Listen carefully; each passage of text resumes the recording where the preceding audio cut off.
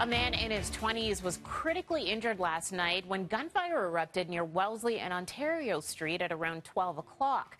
Police say that they initially found the victim laying on the sidewalk with a life-threatening gunshot wound.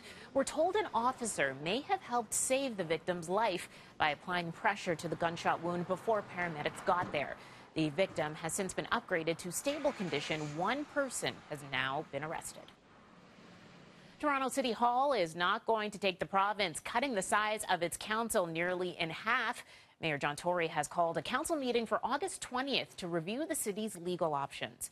The controversial provincial legislation will cut the number of council seats from 47 to 25 by putting ward sizes in line with provincial and federal boundaries.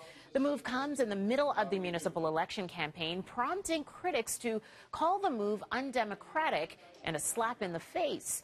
Mayor John Tory had wanted the issue to be a referendum question on the October 22nd ballot.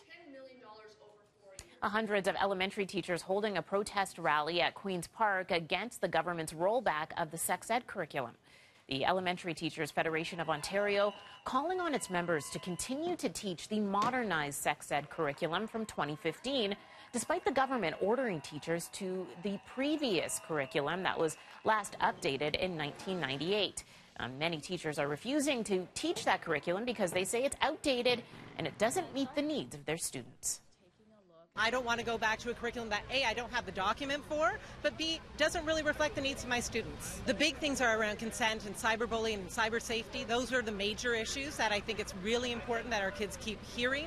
We have every confidence that going forward in the fall, teachers will be utilizing the curriculum last used in 2014 and our students will be well prepared. While the PC government says it expects teachers to use the old curriculum, they haven't said what action they'll take against teachers who don't. Meanwhile, the union says they'll defend any teacher who continues to teach the 2015 curriculum this fall. A 16-year-old boy who died last Friday while helping to rescue a woman and her son from Lake Ontario has now been identified in a GoFundMe campaign. Kyle Howard Muthalingam is being hailed a hero after he drowned while helping to perform the water rescue. The Toronto District School Board says the Wexford collegiate student had just completed grade 11 in the Performing Arts program. The school will open this morning at 11 o'clock for anyone in need of counseling who wants to pay tribute to Muthalingam.